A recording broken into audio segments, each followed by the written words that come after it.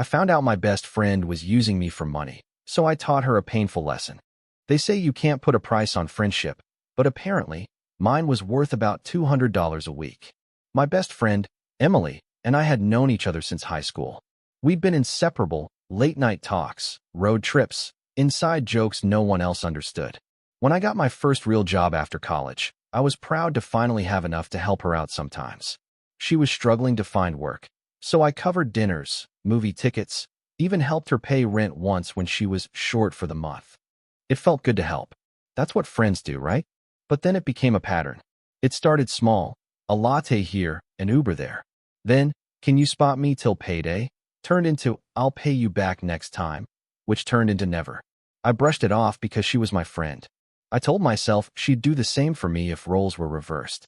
But deep down, I started noticing things that didn't add up. She always had money for new clothes, nights out, salon trips, and emergency vacations. Her Instagram was full of beach selfies and cocktails, all while supposedly being broke. I ignored the red flags until one night, she called crying. I'm getting kicked out, she said. Please, can you send me $500? Just until I find something steady. I hesitated, but she started sobbing. Full meltdown, the kind that makes you feel like a monster if you say no. So I sent it. A week later, she posted pictures from a spa resort. The caption read, "Self-care weekend. I deserve this." I stared at the post for a long time before blocking her temporarily, not out of anger, but because every photo made me feel stupid. Used. I didn't say anything at first. I just went quiet. And that's when something interesting happened. She noticed. When I stopped paying for things, stopped offering rides, stopped being her personal safety net, she started pulling away. She canceled plans, stopped texting, and when I finally reached out, she sent a single message, "You've changed." That was the moment I knew it wasn't friendship, it was business. I was her walking credit card. So, I decided to test her. I texted her a week later, pretending I'd gotten a huge bonus at work. "Drinks on me," I wrote, acting like my old self again. Within minutes, she replied, "Finally, I've been waiting for a night out." No hesitation, no shame. That reply told me everything I needed to know. If she wanted to play games with my money, fine. I'd play one back, and I'd make sure it was one she'd never forget. I spent that entire week setting the stage. Emily loved attention, especially when it came with free food and fancy places to tag on Instagram. So, I booked a table at one of the most expensive rooftop lounges in the city, the kind where a single cocktail costs half a paycheck. I told her it was a celebration. Just us, like old times. She immediately agreed, adding, "You're the best. I'll finally get to wear that new dress I bought." That dress probably cost more than the rent she couldn't pay. When the night came, she arrived glowing like she was walking a red carpet. She hugged me, took a dozen selfies, and ordered without even glancing at the menu prices. "You don't mind, right?" she said casually, like she already knew the answer. I smiled. Not at all. We laughed, ate, drank, and she talked endlessly about herself, her future brand, her followers, her manifestations. Not once did she ask about me, my job, or how I'd been.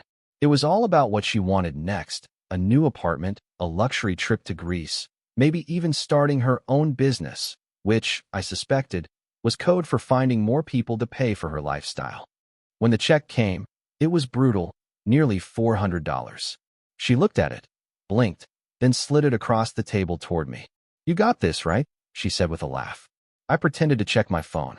"Actually, can you cover it? My card's acting up again. I'll send you money right after." Her smile faltered. "Wait, what? You said drinks were on you." "I know," I said calmly. "But my account's locked until tomorrow. Just put it on yours. I'll Venmo you tonight." She froze. I didn't bring my card. I thought. You thought I'd pay. Again. Her cheeks flushed pink. "Wow. Are you really doing this right now?" "Yes," I said, leaning forward. "Because I've been doing this for 2 years. And you haven't paid me back once." Her eyes darted around. People were starting to notice. She whispered, "You're embarrassing me." "No," I said. "You embarrassed yourself." Then I pulled out my phone and showed her screenshots. Every loan. Every spot me till payday. Every promise she'd made. I'd kept them all. Her jaw dropped. "Are you seriously keeping receipts?" she hissed. Apparently, someone had to. She went quiet. The waiter hovered, unsure what was happening. Finally, I sighed and handed him my card. Actually, I'll get it, I said. Emily relaxed for a second, until I added, but this is the last time you'll ever see me. Her mouth opened, but no words came out. I stood up, left a generous tip, and walked out before she could fake another tear. I didn't hear from her for a week. Then, of course, the guilt messages started coming in. You didn't have to humiliate me. You've changed. I just needed help. She was right. I had changed. I'd finally stopped paying for friendship. But I wasn't done teaching her the lesson yet. The week after that dinner, I didn't respond to a single one of Emily's messages. Not the guilt trips, not the apologies, not even the long one where she called me cruel for abandoning someone who just needed help. I deleted them all. I figured silence would say everything I couldn't. But I also knew her too well. She'd never let herself be the bad guy. She'd start spinning the story before I could even breathe. Sure enough, mutual friends started reaching out. Emily said you freaked out over a dinner bill. She told me you're going through something. Are you okay? Classic Emily. Rewrite the story, paint herself as the victim. I could have defended myself, but I didn't. I had a better plan. A few weeks later, she hosted a girls' night at her apartment and invited me, probably hoping to smooth things over in front of an audience. I decided to go, not for reconciliation, for closure. Her place looked exactly how I expected: designer candles, borrowed furniture, and a fridge that screamed, takeout only. She greeted me like nothing had ever happened. "Oh my God, you came," she said, hugging me like we were in some cheap movie. "I've missed you." I smiled politely. I bet. As the night went on, she started bragging again about a brand partnership, her business mentor, and a new investor helping her launch something big. I didn't have to guess who the investor was supposed to be. She glanced at me when she said it, like she was daring me to ask. I didn't. When the drinks started flowing, she loosened up and began gossiping about people she claimed were her closest friends. It was all nasty, jealous, fake. I realized then that she wasn't just using me financially. She fed off attention, validation, admiration, envy. Money was just one of her currencies.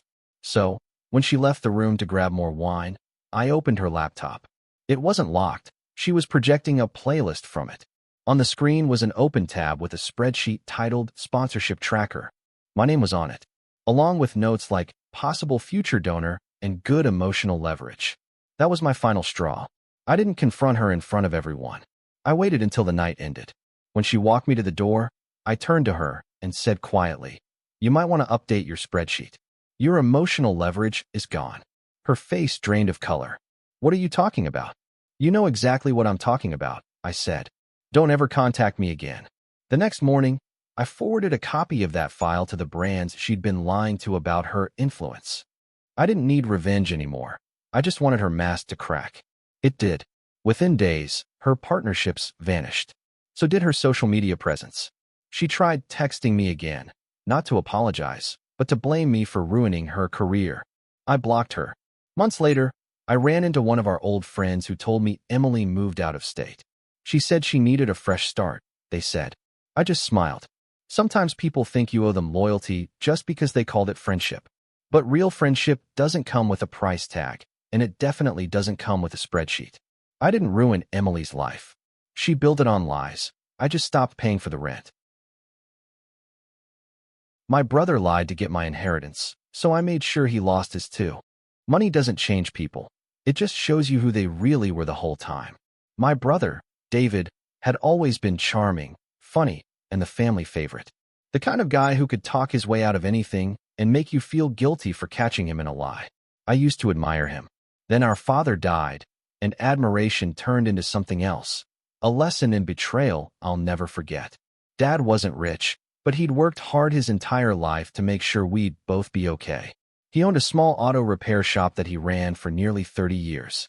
Growing up, I spent summers there, learning how to fix engines and earning his quiet trust. David never cared much about the shop. He said manual labor wasn't his thing.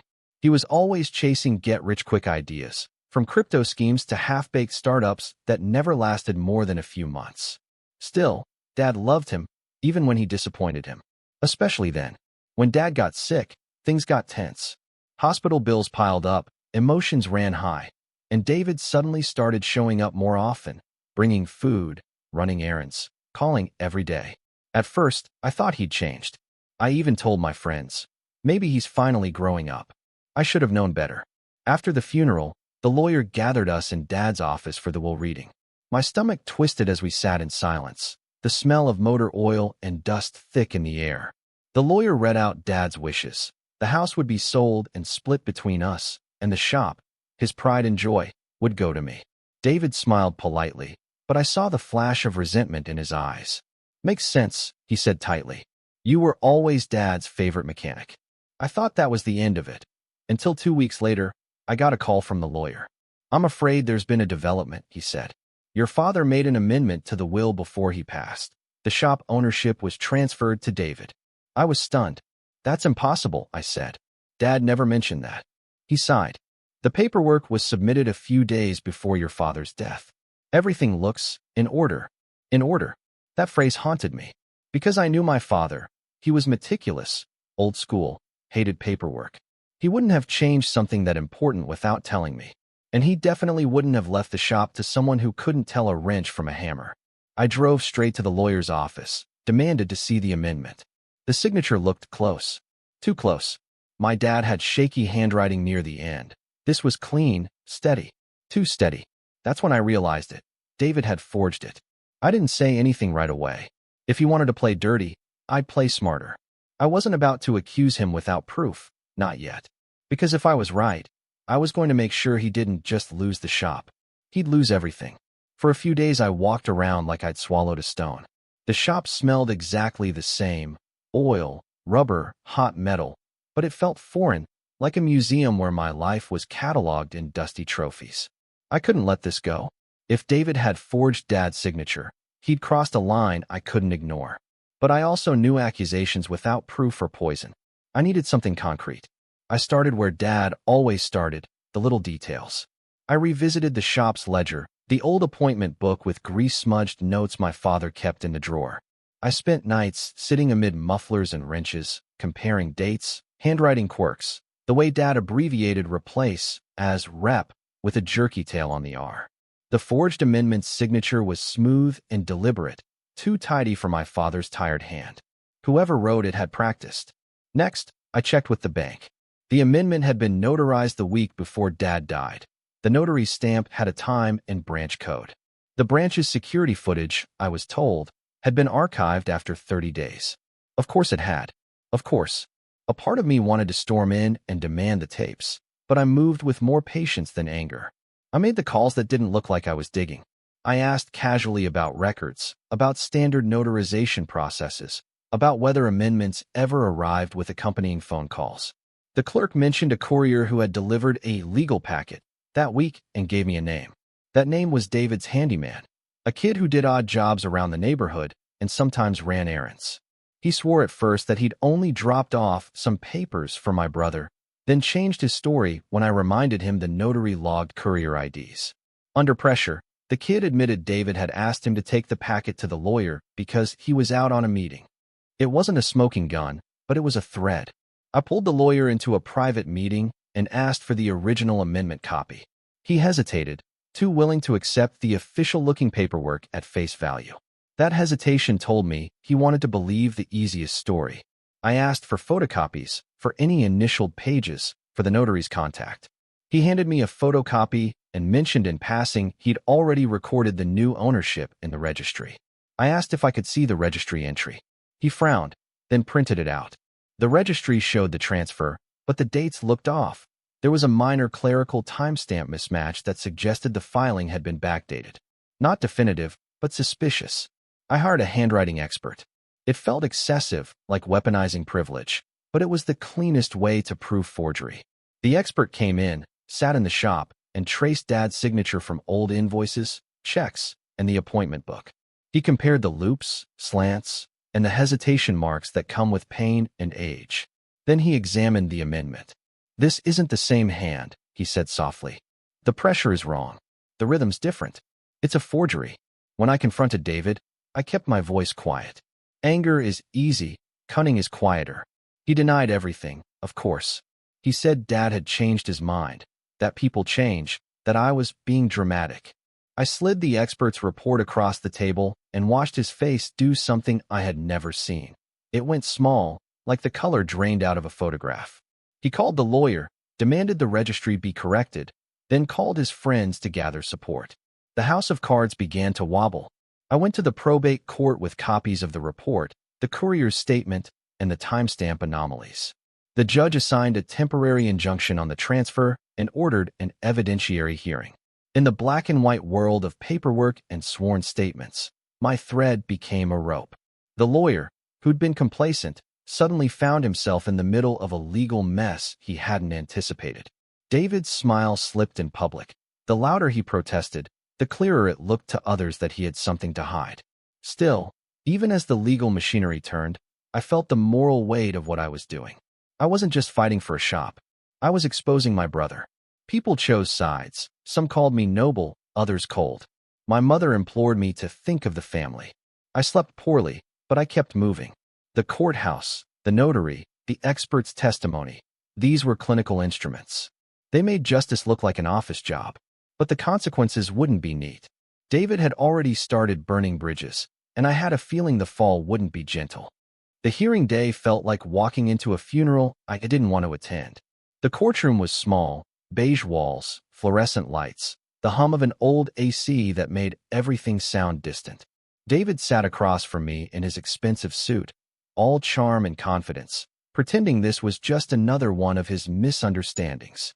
Our mother sat between us, eyes red from crying. She begged me that morning to just let it go, to keep the family peace. But some things can't be buried without rotting everything around them. The judge went through the motions, formal and detached. The handwriting expert testified first, breaking down every inconsistency in the signature. He used words like tremor variation, pressure differential, and unnatural fluidity. By the time he finished, even the court clerk looked convinced. Then the courier took the stand, nervous, sweating, but honest. He admitted that David had given him the documents and told him to drop them off, saying his dad had signed them privately. The final blow came when the bank's notary confirmed that David had been the one to schedule the appointment, not my father. When it was David's turn, he tried to charm the judge. It was all a misunderstanding, he said. Dad wanted to change the will, but he was too weak to do the paperwork himself, so I helped him finish it. That word, helped, was his undoing. The judge's expression didn't change, but his tone sharpened. You understand that forging or assisting in falsifying a legal document is a criminal offense, correct? David froze. He stammered something about intentions and family matters, but the judge had already made up his mind. The amendment was declared invalid. Ownership of the shop reverted back to me. The court ordered a formal investigation into potential fraud. My brother's face turned ghostly pale as the gavel came down. I didn't celebrate. There was no satisfaction in watching someone you once loved fall apart, even when they earned it. My mother wouldn't look at me afterward. You destroyed him, she whispered. I wanted to tell her he'd done that himself, but the words caught in my throat. The fallout spread fast. The story got around town. People whispered, customers stopped trusting him, and his business partners dropped him from a side hustle he'd been trying to start. Within a month, he sold his car, then his apartment. Last I heard, he moved to another city, chasing some new scheme. He never apologized. Maybe he never will. The shop, though, became my quiet redemption. I reopened it under Dad's name, not to gloat, but to honor the man who built it with his hands, not lies. The first time I turned on the lights, I felt the weight of everything that had happened.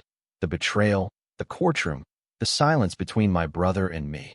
Sometimes, when I lock up late at night, I look at the old photo of me, Dad, and David standing in front of the garage. I used to wish things could go back to that moment, before greed poisoned everything. But now I know better. Some people don't change when money comes into play. They just finally show you who they've always been. I didn't ruin my brother. I simply stopped protecting the version of him that never really existed. Thanks for listening. Don't forget to like, subscribe, and share if you enjoyed the story. See you in the next one.